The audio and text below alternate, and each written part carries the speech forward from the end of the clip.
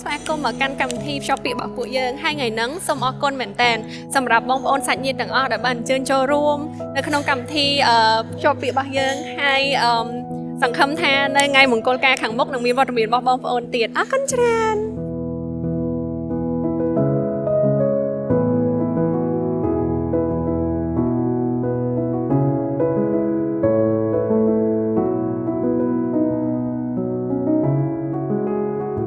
នេះគឺជាថ្ងៃល្អរបស់បងស្រីកញ្ញានិងបងបញ្ញាអញ្ចឹងពួកយើងទាំងអស់គ្នាបានចូលរួមជាមួយកម្មវិធីពិសេសនេះក៏ដូចជាថ្ងៃដែលពួកយើងតន្ទឹងរង់ចាំយូរមកហើយអញ្ចឹងសូមជូនពរបងស្រីក៏ដូចជាបងប្រុសជួបតែសុភមង្គលហើយស្រឡាញ់គ្នាដោយចាស់កងខ្នងហើយពួកខ្ញុំជាមិត្តភក្តិសូមឲ្យជូនពរឲ្យរស់ស៊ីមានបាន Congratulations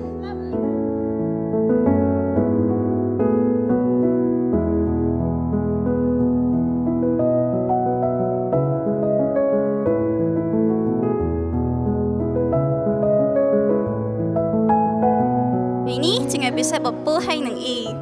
ជូនពរឲ្យពូហើយនឹងអ៊ីស្រឡាញ់គ្នាដល់ចាស់សក់ស្កើ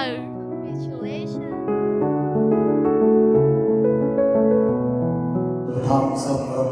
កស្រីបានចូលថ្ងៃទាំងខ្លះរបស់នេះមានជាពុកសូមជួបបងប្អូនទាំងពីរគឺមានបងបីម៉ាត់ទី1សុខភាពទី2សុខភាពមង្គលនិងទី3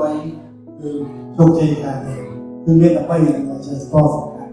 ហើយក៏សូមអរគុណដល់លោកបងប្អូនបានចូលរួមក្នុងកម្មវិធីដែលពិសេសនេះសូមអរគុណ